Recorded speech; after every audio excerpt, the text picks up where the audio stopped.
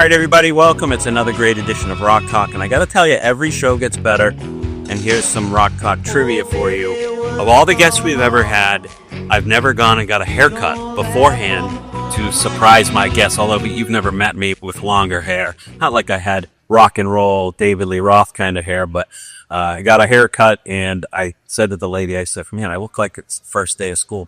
Give me a haircut so I don't look like I just had a haircut. And that's what you did. But anyway, we're here at the Kingston Collection, Plymouth Rock TV Octane Media Studios. And I got to tell you, back in the day when I was on college radio, you know, there were incredible bands. Boston was just such an incredible place for music. And the Fuegos, one of those bands that we would play on the radio for college radio all the time. And we have the drummer, Woody Giessmann, who is here. And thank you so much for coming in. It's good to see you, John. Yeah, thanks for being here. And Ralph Jaccodine came on, and he's a longtime mutual friend of both of ours. Fantastic guy, and he just had incredible stories, one after another, of really cool things. And he brought up what you were doing, and I was floored. And seeing like your heroes in person and seeing like the bands that you've seen and, you know, when you were when I was in college, and then to see how you've grown up, you know, and now you're a clinical psychologist or, I'm an addiction specialist, licensed addiction specialist. Okay. And we're going to talk about this great event that they have, or production that we'll talk about in the, you know, later part of the show. But being in the rock and roll business, you had your own experience with addiction, correct? I've been in recovery since 1990. Wow. Okay. 35 years. And were you working yourself out of that when you were in the band, or did it happen afterwards, or? So I was living in Los Angeles. Okay. And, we had just finished a tour for our third album, and we were starting to work on the pre-production for our fourth album. And I believe at that time I was the only member living in LA. Most of us were living kind of spread out. Okay. On the East Coast. Yeah. But it was at that time that I ran into a musician friend of mine in LA, first name Peter, last initial C. Yep. And an amazing musician who said, you know, Woody, I think there's something going on here. I think you need help. Okay. And it's interesting, and I talk at length about this in my book. So, yeah, this guy, let me tell you, author, clinical, what's the official title of the clinical? I'm a licensed addiction specialist. Musician, entrepreneur, we'll throw that off, right?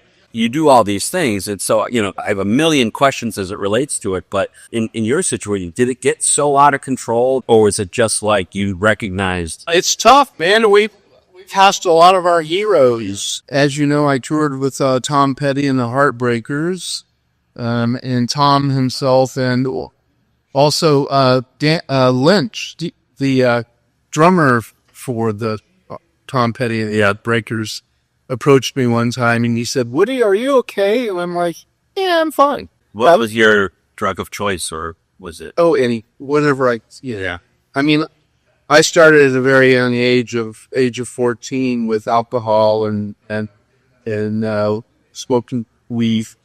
It wasn't, and this sounds like just sort of the thing that 14-year-old would say, everybody's doing it. I mean, back then in the music business, you almost expected that. Right. Well, you know, that's the national average of first exposure to substance use is currently for the age of 14 is actually kind of due to the internet. It's looking more like the age of 12 that people are exposed to and have access to substances. Right. But I mean, you know, and that's in my book as well. Yep. The whole thing. My book is called A Life of Recovery and Breaking the Chains of Addiction. I've always made it a part of my mission to help people understand that addiction or substance use is treatable, and that it's not you know, people who struggle with substance use probably make a lot of enemies because they really upset family members and friends and bosses and and siblings and partners. But they're not bad people. They're sick people who need help. That's right. And I feel that, years ago, Dr. Ann Alonso, who was one of my mentors, she's the head of the Advancement of Psychotherapy, Master General. She really influenced my life. And she said, Woody, you need to become comfortable not only being the voice of addiction, but the face of recovery. And that's who I feel I am. Yeah. And you now have Right Turn, which is a facility. Is it a facility or a center? I mean, that's interesting. And Ralph Jaccodine is a part of this story that 21 years ago, back in 2003, I established my first nonprofit, a 501c3 charitable nonprofit, called it Right Turn. And it was to provide comprehensive treatment for people who needed help. And a lot of this is discussed in my book as well, that my medical director, who is one of my dearest friends, Dr. Albanese, he and Dr. Kansian wrote the hypotheses for self-medication, right? Mm-hmm. And so that's really what I feel is important to me, not to just look at the substance use, but the underlying issue of what's really going on. Are they self-medicating something? Are they depressed? Do they have anxiety? Or are they medicating, ADHD or trauma? Trauma. Can't say enough about trauma. Yeah. And it's, I think the stigma, because it's a behavioral thing, but it stems from something else, where escape, you want to get away from your day or running from a problem or something like that. And that generally, when people letting self, or just like, read a book but how to heal myself. They're treating just getting off the drugs or alcohol or whatever, and they're not treating why they're doing that to begin with. Yeah, that's a really good point. And, years ago when I first, over 20 years ago, when I left Cambridge Hospital to open up Right Turn, I actually worked for the Department of Mental Health at that time as well for several years. But I opened up Right Turn with the goal of it being a place of, we celebrate creativity, we celebrate people being their creative selves and being true to themselves. And it's not uncommon that when people get into substance use and addictions, they leave a part of themselves behind, Yeah. I would have to say that would be me. 35 years ago, I left a part of me behind. Of recent, there's been a lot of great biopics, like the Rocket Man Elton John movie and the Queen movie, and you see these people who were struggling with addictions and things. And I thought the Rocket Man did a great job of sort of doing the therapy, and the work throughout the movie. How much of it played a role that you were in a successful band? Were you traveling and like the adrenaline of being on stage? Was that a part of it? I don't know how any of these musicians stay alive. I mean, just like never mind the drugs. Yeah. I mean, I think that's a really good question. And I can speak to a couple of times. Yeah. A number of times, again, I had people like Stan Lynch or Bruce Springsteen's drummer was someone who I developed a relationship, Max Weinberg, who said, are you okay? And I'm like, yeah, sure, I'm fine. And I wasn't ready to say, no, I need help. Right. But back to your question. All these drummers, too. Like Keith Moon and all these guys, the drummer never survived. But that's another story, right? But, there was a time when I was on stage at Madison Square Garden, performing with the Del Fuegos and Tom Petty and the Heartbreakers. And, I'm on stage at the coolest place in the history of music, the most famous stage. And the whole experience of being there was just such an amazing thing. And right in the middle of the performance, my mind went to, oh, geez, if I could get off the stage, I could get back to my dressing room because I have some things there that I need to. And so my addiction robbed me of the experience. Does that make sense? Yeah. robbed me of the experience of being in the moment, on stage, being where I wanted to be. Right. Music is such a big part of me. It's a part of my heart and my soul. It always has been. Are you spiritual? And the reason I ask is because I think to myself, your best part of your life is what you're doing now. I'm a spiritual guy. I think that God puts you through something to get you to where you are. And like you're living out your purpose and you're doing remarkable things. And I was just in awe reading everything about you. You're leaving this place so much better than you showed up. And that's so impressive. But you don't get there unless you have gone through the shit. Yeah. Right? And I believe that that's a spiritual thing. Like your path is your path. Someone just sent me a comment after reading my book. They said, not only have you been through all of the addiction into recovery, but you make you're a wonderful therapist because of what you've been through. Right. And I feel very grateful for that, And not to dwell on that, but I almost feel like it's also a good thing. And I know Alcoholics Anonymous, and part of their thing is a higher power, right? Connecting to a higher power, and just knowing that it takes some of the shame and sting away when you go, you know what? I had to go through it so I can help somebody else. Yeah. Because if you didn't, and you're just like this clean, white bread kid from Kansas with no experience, like what do you know? Well, I honor anyone's spiritual or religious beliefs. Myself, I grew up in Kansas among the Native American Indian, where my mother was the director of a church choir, so I spent a lot of time in church. But my heart and my soul was with the Native American beliefs of Mother Nature. It is, it's not a Christian thing. It was that Mother Nature was the power greater than myself, and I should pay attention to what Mother Nature is teaching me. Yeah. But obviously a lot of the language from 12-step recovery was borrowed from Christianity, and sometimes that scares people away. I focus on the science, man. Yeah.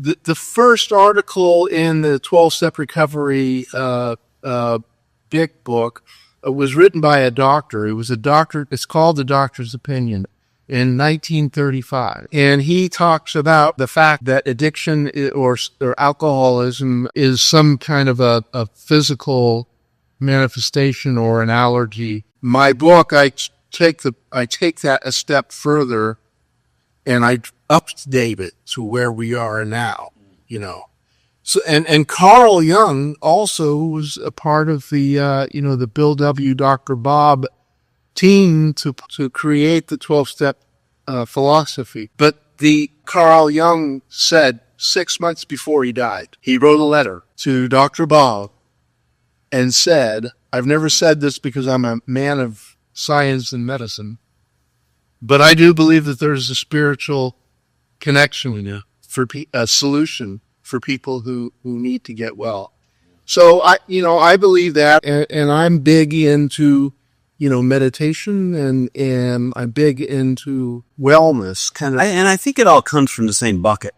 And, when you're in that meditative state, whatever you decide to call it, but I think that I really do think that there's this self-hatred that we get into, and we carry a lot of shame and disappointment and guilt, or we're carrying the trauma. And if we can look at our lives like a movie script, right? The best movies have the craziest stories.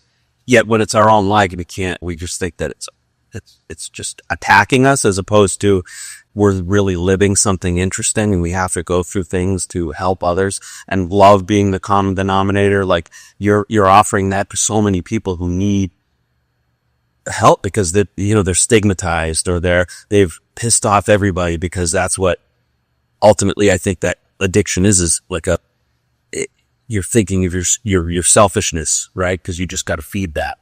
And then you turn around and you push so many people away. Who are the type of people that you see nowadays coming?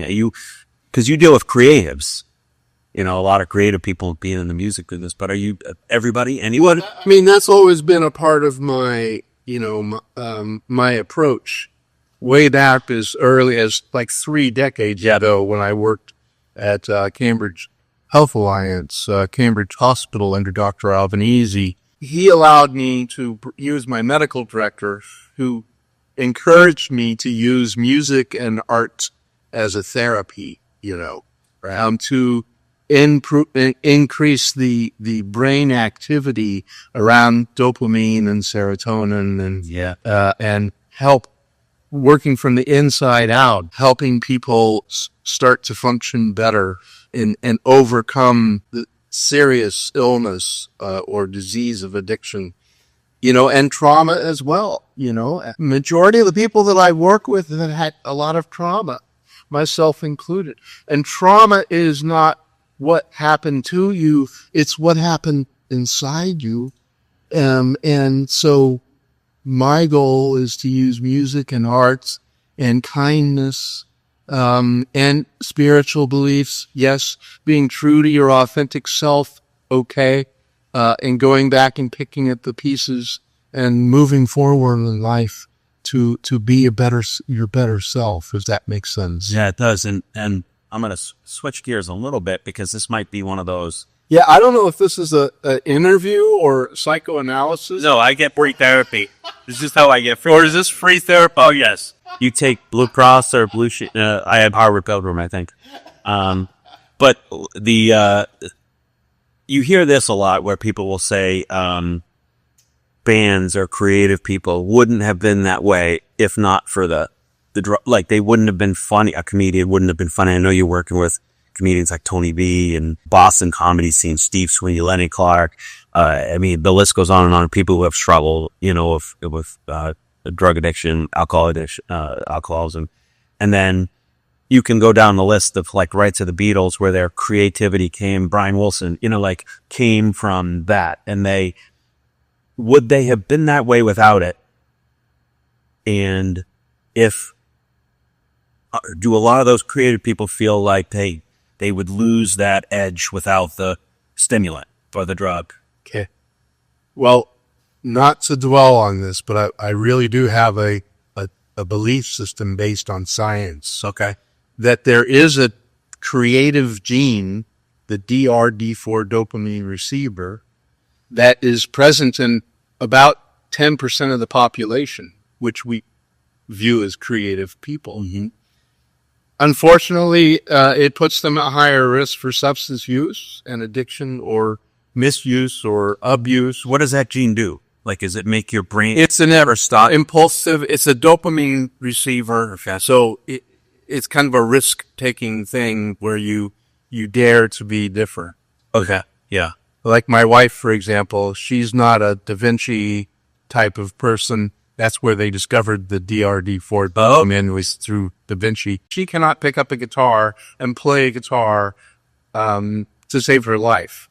Me, I'm a Da Vinci. I can sit at the piano, pick up a guitar, sit at a drum set, write a song.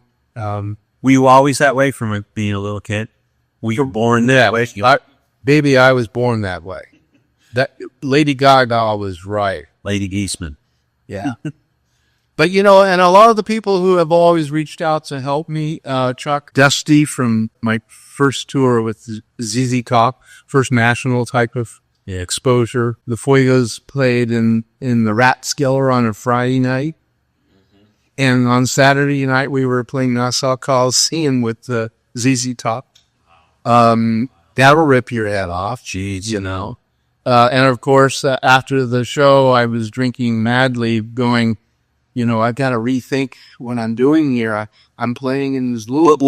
Were the rest of the band like you, or were they going like Woody, man, or were you sharing in that experience with just being young, that age? You're experiencing. Well, I don't want to speak on behalf of the other guys, but I was attracted to the band because they knew how to party like that. Okay, sure, yeah.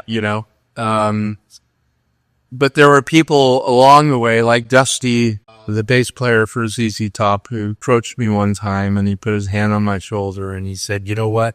You're going to be okay."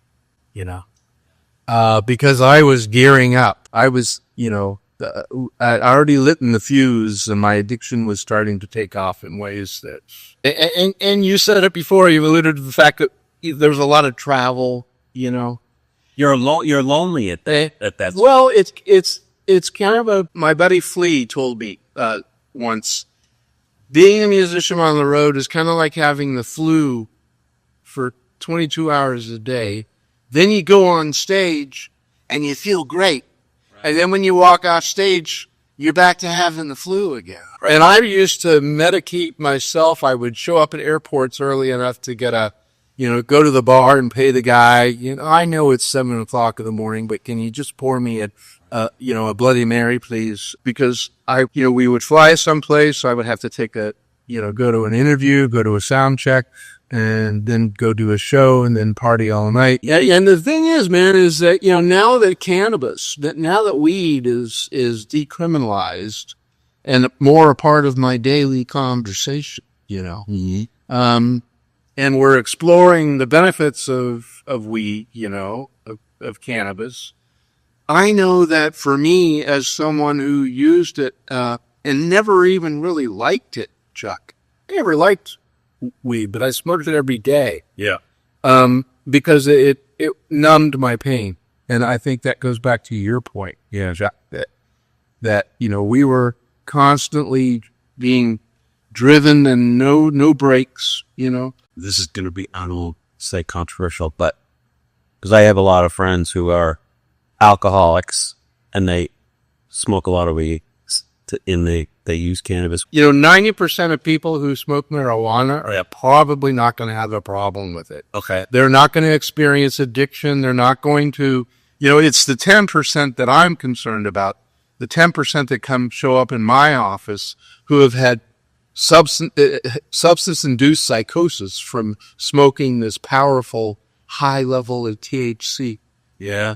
And maybe they had a previous history, family history, or genetic predisposition to a psychotic disorder, or, this is why I like talking to doctors. Yeah. To say, before you diagnose this person with schizophrenia, let's get the cannabis out of their system.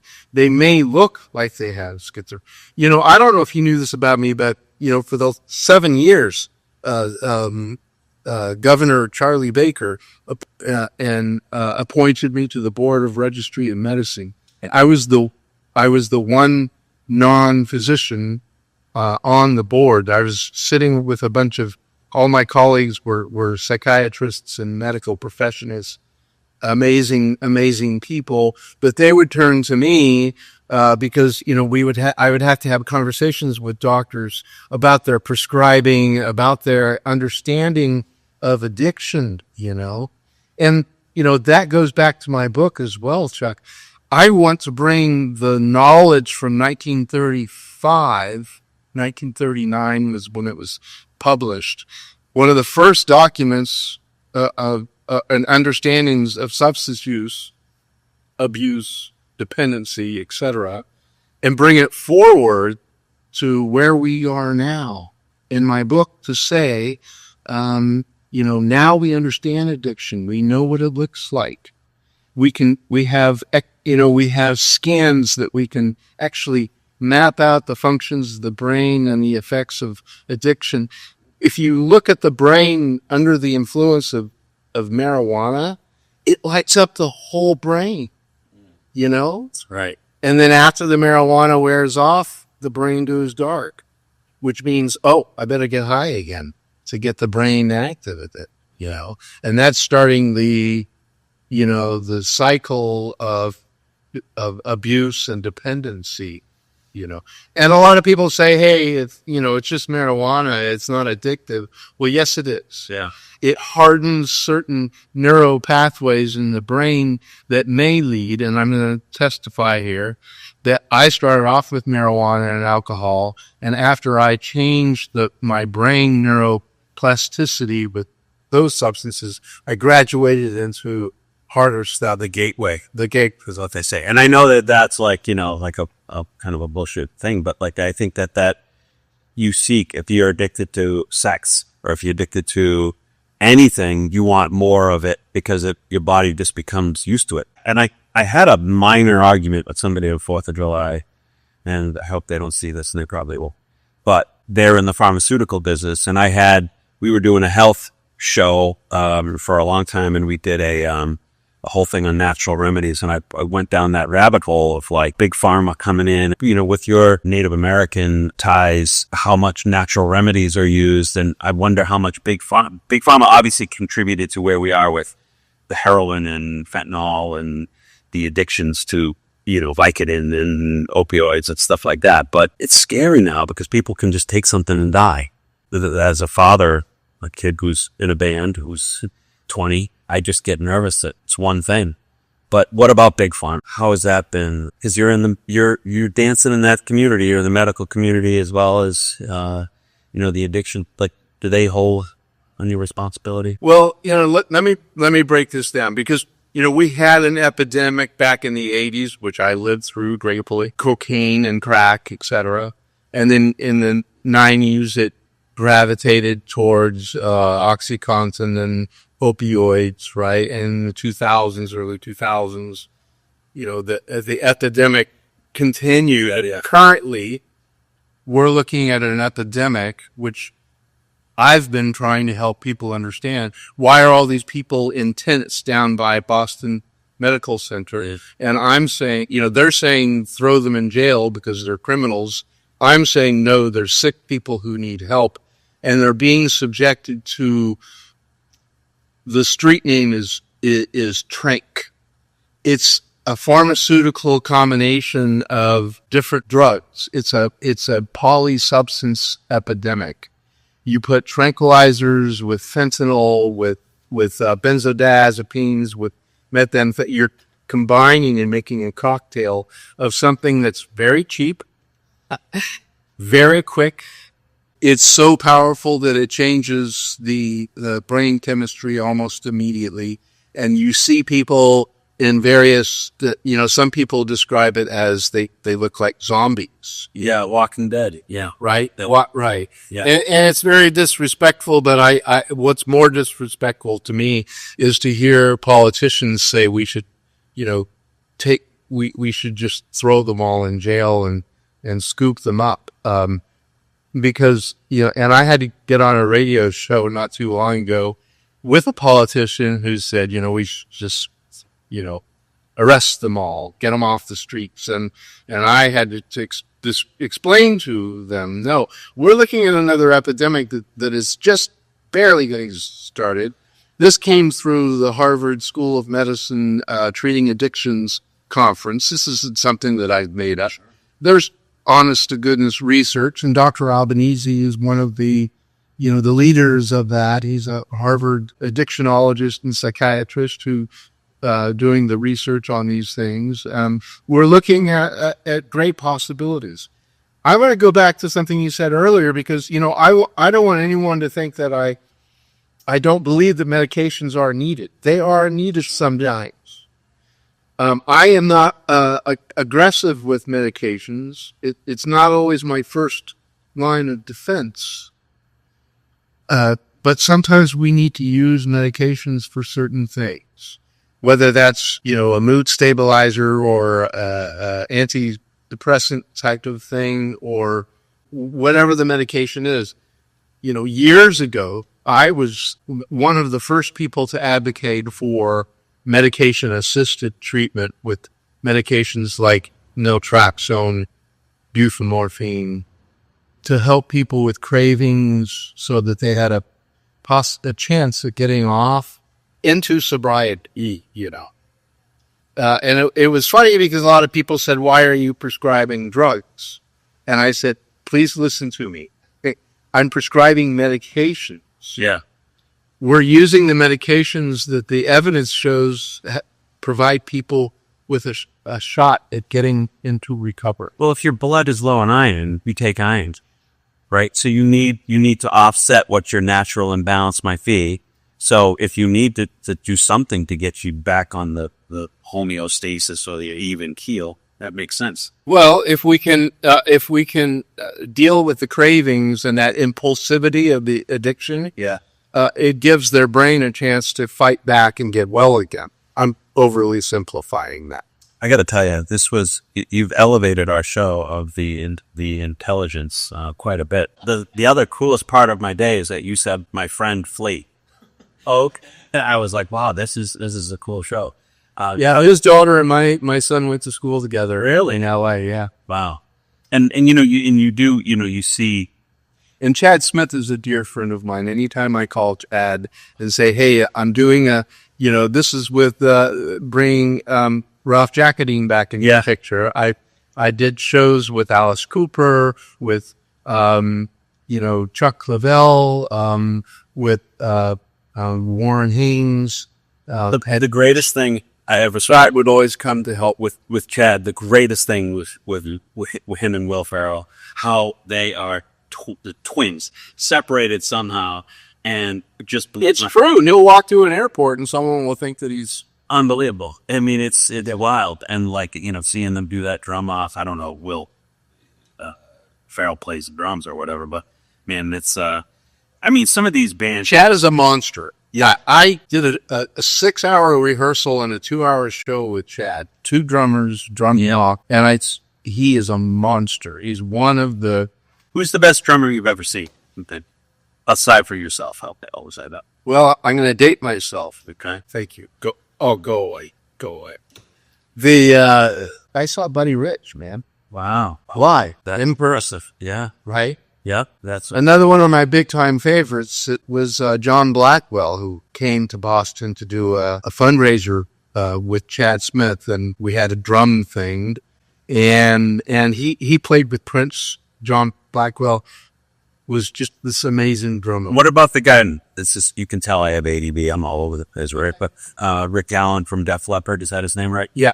One arm. Like what he does, amazing, right? And I was trying to talk to my son, like he's got one arm, he's a drummer. He's like, no, I'm like, Chris, you got to watch these videos. And I remember seeing them the Hysteria tour, and that was their biggest album. He was one arm. I mean, it's just incredible, and the physical stamina that you guys had to go through.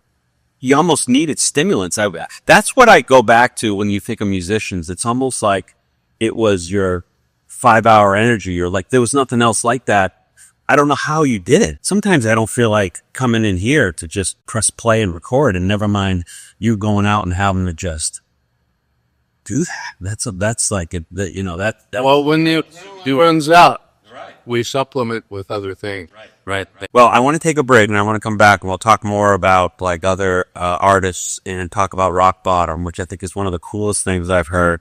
And I just mentioned to you, I brought it up at a Rotary lunch, and I spoke. I got up in front, and then I sat down. The guy next to me goes, a musical comedy about drug addiction. Interesting.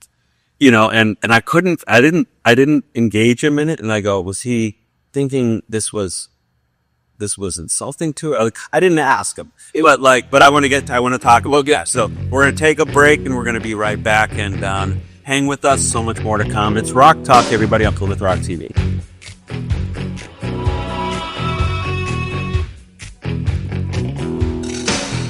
Oh, baby, what's going on? You don't laugh on the phone like you used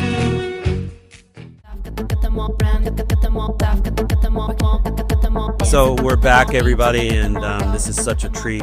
Woody Giessmann, former drummer for the Del Fuegos and is it Embarrassments? Was that your first band? And My art school band. Yeah, in Kansas. You were in these bands. How did you came to Boston, right? You were in Wichita, Kansas. Came to Boston for school, or for? So I truthfully, honestly, and it's in my book. You can lie. I don't care. No, I want to be honest.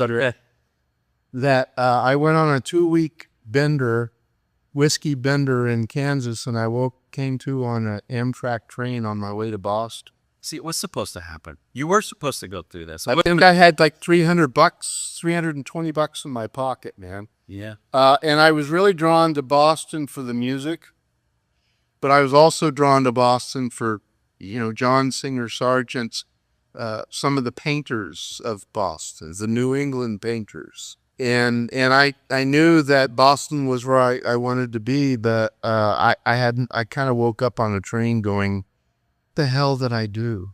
I have no plan. Mm. And I arrived. That's what your youth is supposed to be. Right. Your 20s? Were you early 20s? Yeah. Yeah. So that's what it was.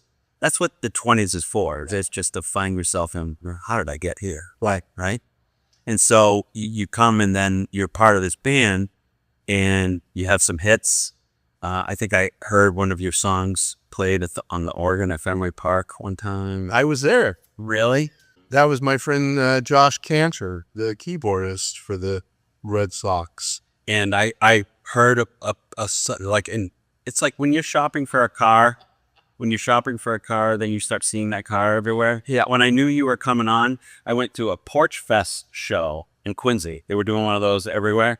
And I was like, I heard a Del Fuego song. I'm like, what's going on? It's like, have I been missing it? But it's like, it brings me back yesterday. We're at the beach, we're playing some music, and I'm like, just getting back in the feel of it.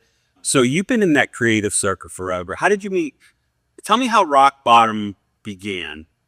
And I know you had a relationship with Tony V, the comedian, who also has had his battles.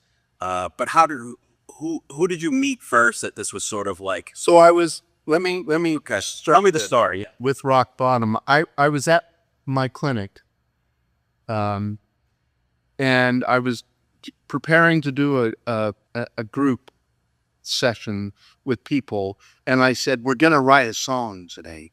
We're going to write a song about our addiction, And, I kind of had that ongoing theme in my head for quite some time, and we would write these wonderful songs. I would pick up an acoustic guitar or sit at the piano. We would write these songs. Clients loved it. When I do drum circles, you can see their brains lighting up for the first time in sobriety without the aid of a mind-altering, mood-altering substance. It's music that moves them. I was sitting in at my clinic, and I kind of made this decision that there was this concept of writing a love story, writing a tragedy, but including comedy, because sometimes it's kind of like Spinal Tap, man. It's so the things that go on. Right. I mean, the idea that two people fall in love at a detox, it's funny to me. Yet they're looking for something to make themselves feel better, and the guy just wants to get lucky or something, or they both want to get lucky, but they also both are in search of love. I met two people who fell deeply in love because both of them had their legs blown off in the Boston Marathon explosion. And if not for that event, Yeah. they're great. They're by their own voice, their love is the greatest thing that ever happened to them. Yeah. And so, I keep going back to like everything happens for a reason and just the beauty of it. And I even asked some people at some points, like, what's the worst thing that has ever happened to you that you can laugh about now?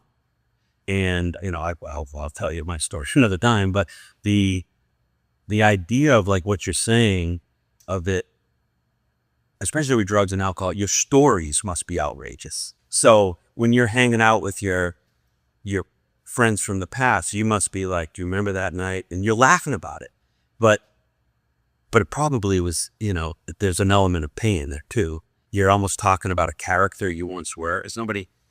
When I think back to some of your most embarrassing times, which happened. And I think that you're touching on something there, Chuck, in that Rock Bottom, the title Rock Bottom, to me, speaks about the ultimate pain. It speaks to the ultimate pain of hitting rock bottom where there's no place to go but hopefully up. And as my buddy Ronnie would say, it's better to be seen than viewed, Right? Yeah. The alternative of being is not desirable, Right. you know. But rock bottom for me represents a point of, and this is the message that I want to send, that recovery is possible. Recovery can happen. You know, and you're in rock bottom when you're in rock bottom. I mean, does somebody do you recognize it? Did you recognize it in yourself, or when people come in for treatment, where you're talking to them, counseling them, do they know they're in the moment? Yeah. When they're in the moment. Well, I mean, I believe subconsciously anyone who's ready to be ready to embrace their recovery knows, Because you can't be deep down inside that they're ready to, that they know that something's wrong and that they need to change, that they can't afford to not do something. And so getting back to the idea of rock bottom, it's a point where people have this opportunity to recreate themselves, to acknowledge the pain that has taken them to this low place in their life. And I just want to, that's some of the music in rock bottom echoes the faith. Now, let me just mention that when I had this concept of putting together a addiction with a love story as a tragedy, because people die, but also as a comedy, I picked up the phone and I made 2 phone calls. The first one was to my buddy Simon Kirke. He's the drummer for Bad Company and Freeze, being inducted into the Rock and Roll Hall of Fame. Simon and I had history, man. He actually narrated my book. So if you order the audio version, is Simon reading it for me. But I called Simon and I said, you know, we have an opportunity to write a song, and it's a love story, you know. And Simon and I both are hopeless romantics. He's such a wonderful songwriter. You know, I had started writing some songs, and he had some ideas about my songs. And he, you know, I could feed him, hey, can we write something about this, that, or the other? And Simon would just latch onto it. The second call that I made, almost, if it were the second, it may have been the first, was I called Tony V, the comedian. And both Tony V and Simon Kirke are people who I've had 20-year relationships with. They've always come out in the name of recovery to do something to celebrate recovery, you know. And Simon is like, tell me where you want me and I'll be there. You know, when I said, I'm bringing Alice Cooper in, can you please show up? He's like, I am there, you know. With Tony, I said, we need to raise some money for people who need help, who don't have the resources or the insurance, or they've hit rock bottom and they need help. Let's just raise some money for them and we'll put them in my clinic. And I've had wonderful people like Winston Marsalis come forward and say, let me pay for this guy. Yeah. Let me fly this guy in from New Orleans. I've flown a number of people in from New Orleans. That's the heart of American music, is New Orleans, man. Right. You know? And in fact, you know, there was a time where Trombone Shorty, the amazing musician from New Orleans, came to Boston, and I had the opportunity to sit down and play drums with him, man, completely unrehearsed in front of a full sold-out audience, man. We went nuts with Glenn David Andrews and I think Todd Rundgren's drummer Cassine was on bass. Just some amazing music. Oh, and G.E. Smith was on guitar. You know, what an evening. This is great for me because you're just such a great energy.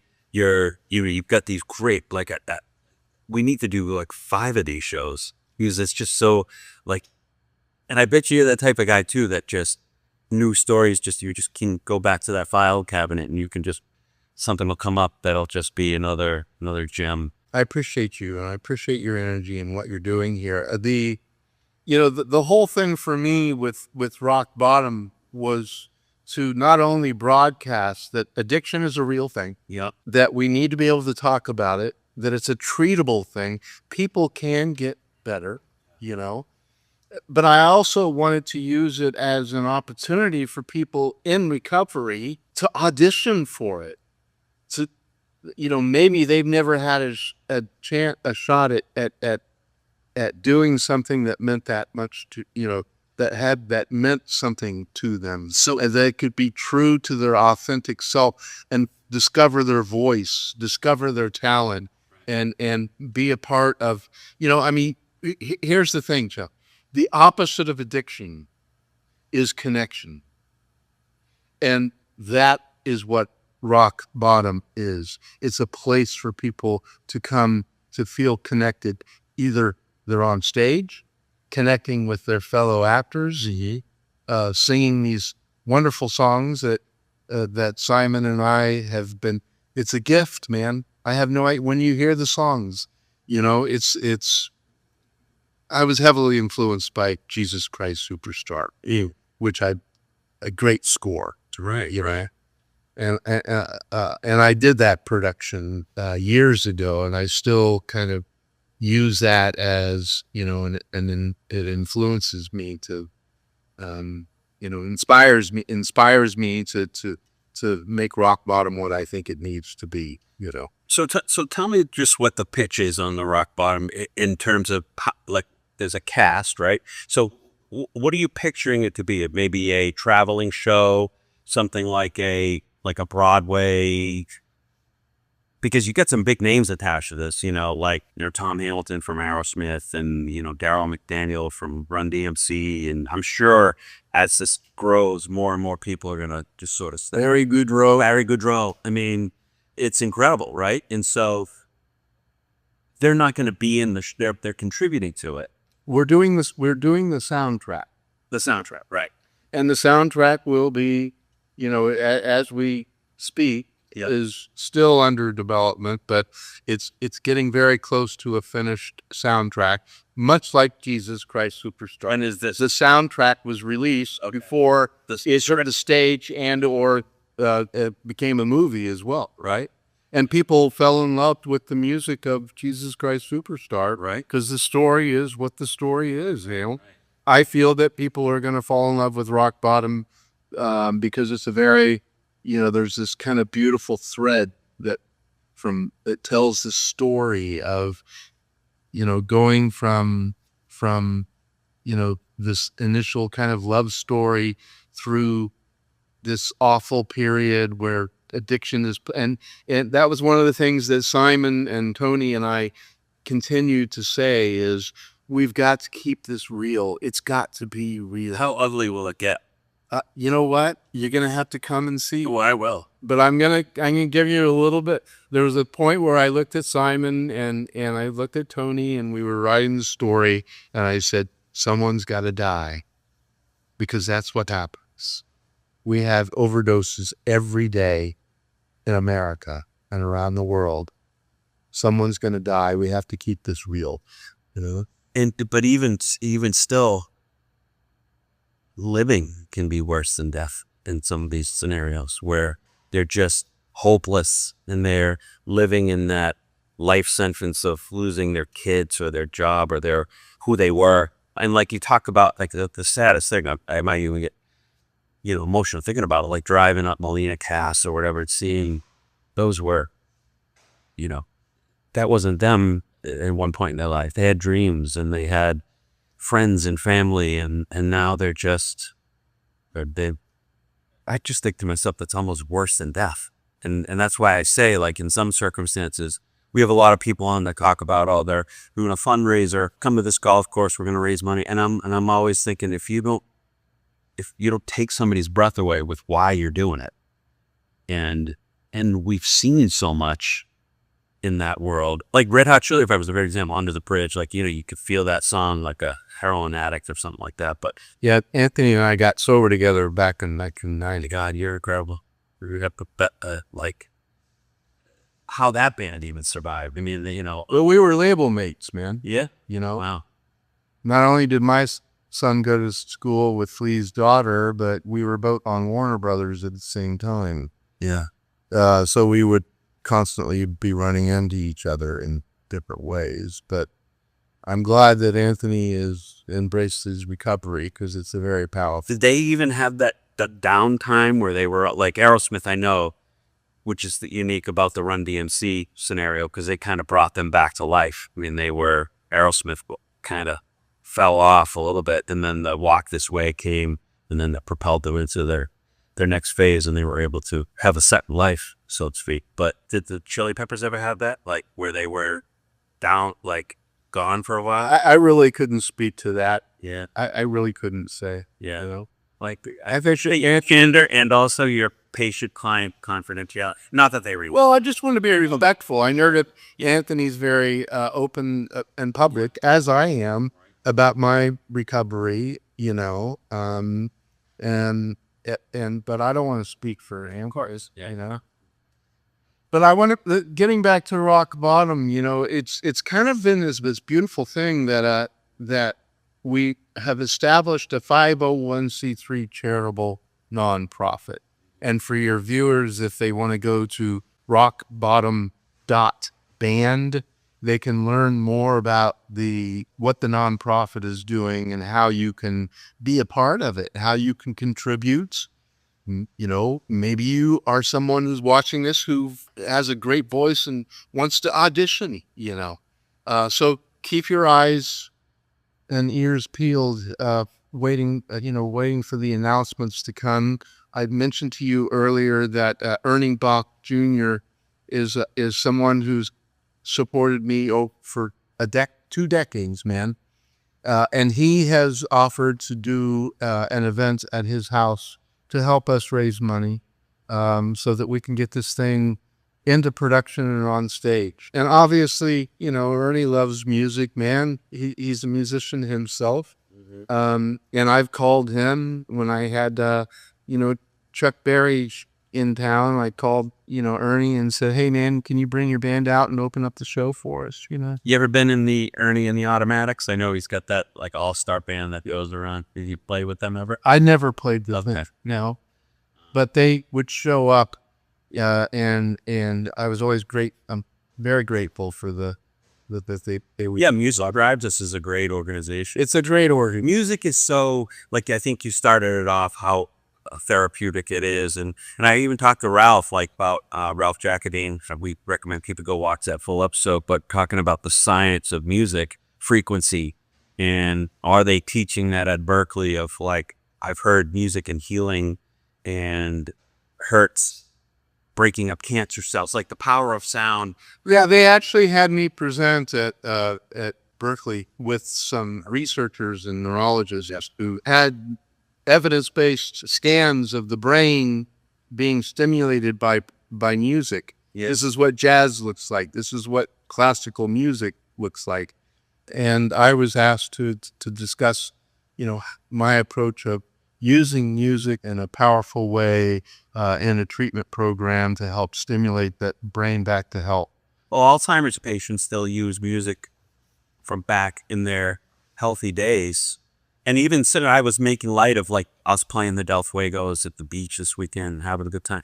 But when I go back to that music of time in my life, it's like smelling the fresh cut grass, and it brings you to somewhere. And it could be a trigger, both good or bad, right? But like for me, it was a lot of just even preparation for this was a lot of good memories. But it definitely taps into where did that come from? I just didn't hear a song and then, you'd have to go back. But I suppose that could be the problem with food causes of addiction too. It's like the trauma could be just like a smell can set you off, or yeah. Well, and also being a part of the community, a recovery community like Rock Bottom, I think I'm already speaking to musicians who want to be a part of it. They're in recovery.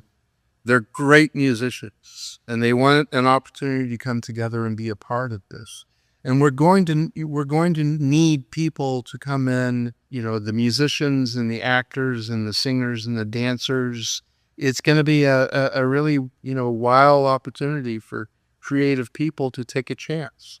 And, I always say to my clients, hey, man, when was the last time you finished something that you started? And you wanted to go on, do this, or, go on stage or sit at a piano and learn how to play. Well, let's take a chance. And it'll make you keep going when you don't feel like it, because you know it'll have, there's something deeper to it. There's an impact and everything else. Woody, there are people watching right now that are maybe parents who don't know how to reach their kid. And you hear all the sad stories all the time of people suffering in addiction who, it's not like getting cancer where you're like, I got to go to the doctor. I mean, you're treating them as hard. You got to want to do it almost. But what's the first thing that can be done when somebody doesn't want the help? Because of people that love them, parents, and what if kind of advice can you give them to get the ball roll? I mean, like, there's no simple solution. Well, it can be simple.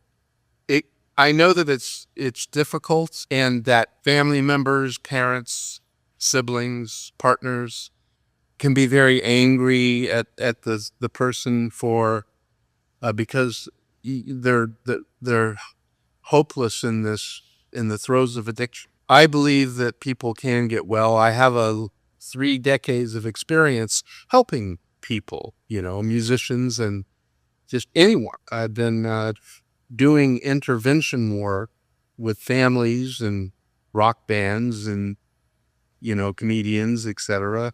for 3 decades. And I'm very easily reached through my website, which is recoverigor.life.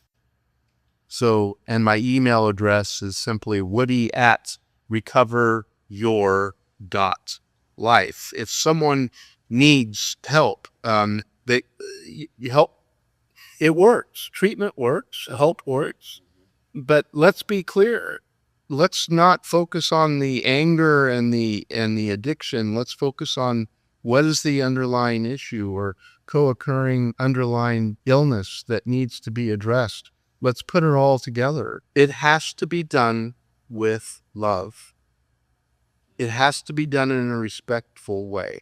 I think that's why I've had such a wild success rate here with helping people who were very resistant, as you described, Chuck. Yeah. It's because I approach them and say, yep, I'm not here to hurt you. I'm here to help you. Deep down inside that things are not going well. Let me help you. You tell me what it is. I hope you'll learn to trust me so you can actually open up and say, this is what I'm dealing with. Right. So people can reach me through my website. You can email me. If you want to join my family group, please email me and I will send you the Zoom invitation to join my bi-weekly family group. It's been running for 10 years now, man. Wow. And people, it's actually happening this. So I don't want to gloss over that. So what is that more specifically? Is it a sort of an online community meetup kind of thing? Like, tell me what that is. Like, Well, before the pandemic, we met in person. Yeah. 20 people would show up to my group, but since the pandemic, we went into a Zoom. Making use of the technology, because there are people who. We had a guy from Ohio show up at our last session, Zooming in from New York, from all over the place. So anyone is welcome, but let's be clear. And this is the reason why I wrote my book, right? A Life of Recovery and Breaking the Chains of Addiction. Right. And you can go to woodygiessmannbooks.com to purchase the book. The reason why I wrote the book was because the family group said, Woody, you've been helping us for so long. Everything you teach us works because it's evidence-based practices. Right. It is not my opinion. It's I'm trying to help family members who feel broken because their son or daughter or they feel that they're broken. And I start with the family based on a little research, Chuck, that if the family makes a decision to get well, that there's a better outcome for their son or daughter who needs help. If the family can say, I love you, I'll do anything to help you, but I can't live this way anymore. and I'm going to work with Woody, and I'm going to get well. Yeah. Then the son or the daughter will say, wow, you know, you're sick. I'm sick. Let's all focus on getting well. So the book is written for, because I'm again being the ignorant, the dude I am here with, you don't see somebody who's on the street picking the book up and leafing through it, right? Because they're not at that phase, but people that love them will be able to. Is that who it's written for? Is the people in the surrounding their ethos who can, or just they don't know what to do. They need help dealing with they don't want to give up. I was kind of beaming the other day, before the 4th of July. I got a call from Dr. Mike Henry, who is the head of adult psychiatry at MGH. And he said, Woody, I just read your book. It's going to help so many people. And I'm like, are you kidding me? I'm like, really? And he said, yeah. Hey, but you knew that in your heart. Well, in my heart, I was just doing what my recovery told me I needed to do. Yeah. Show up, be of service to people, families, and individuals who need help. And just send the message, man, recovery is possible. Right. It's possible. It's not, and the book's not even really about me, but I do use my personal experiences. I lost my brother to this illness, to depression, active alcoholism, and suicide. And so that, to me, I had to, I've been in therapy for 19 years, man. But I always say a good therapist has a great therapist. But I feel that I'm turning this into a positive thing. And as my therapist says, you're still trying to save your brother. And I'm like, yes, I am. I'm trying to help people who don't have a voice. They can't find their voice, and they just want everything over with. And they're using drugs and alcohol or whatever, sex, gambling, whatever, to just to medicate themselves, try to feel better. Food, trying to, eating emotionally. And I was going to ask, like, chemically, you're dealing with drugs and alcohol. Those are the two big kahunas there. But there's so many things that people can be, behaviors that they can't shake, that they feel they wish they could. Addiction is addiction, and a drug is a drug. Is it bad? Everybody gives up alcohol, right? And then they turn into a marathon runner. Like, is there a problem with It's it? actually predictable, Chuck. Yeah, that they'll. Myself, when I gave up substances, I got into Taekwondo, and I would work out hours every day. And that manifests some. I know I don't look like it now, but I'm a scary guy. Oh, I know. I know. But I mean, but as a therapist, this was the root cause dealt with, or is addiction bad no matter what you're addicted to? If I'm addicted to working out, addicted to help feed the homeless, you know what I mean? It's a good addiction end game, but is there still a problem that you're addicted to it that you can't? Let me be clear. Let me break this down for you just for a moment, Chuck. There's substance use, which could be even recreational. There's substance misuse, which is you're doing something in excess that could be dangerous to me. So from use to misuse to abuse to eventually dependency, And if you look at abuse or dependency, let's just use alcohol. If you're drinking alcohol to where it begins to interfere with your life on some way, and that could be the same with food or sex or whatever, right? Or exercise. If it's interfering with your life, then you need to be able to look at this in terms of you're impulsively doing something to try to make yourself feel better, but it's hurting you. Because I think that, you have a can't miss situation where you have all these creative people coming in who are addicted to following through with success and their creativity, almost like they're transforming that, and this is going to be a huge hit. Getting back to rock bottom, Chuck, I just want to say, man, I think that the music is so uplifting. It's a part of that spiritual thing for me. Working with Simon Kirke is such a gift. He's such an amazing man, a dear friend.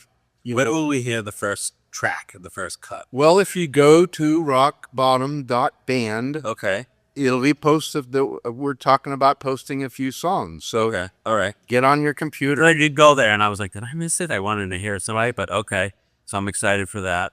And we're going to put all those links up there. And certainly I think that people are going to want to reach out. They're going to want to see how they can involve themselves, their organization, their business, helping out the cause. And I'm sure that it's going to drive a lot of people to the issue. Whether or not they break addictions or they help somebody in their family, it's going to bring a lot of attention to it, I'm sure, in a good way.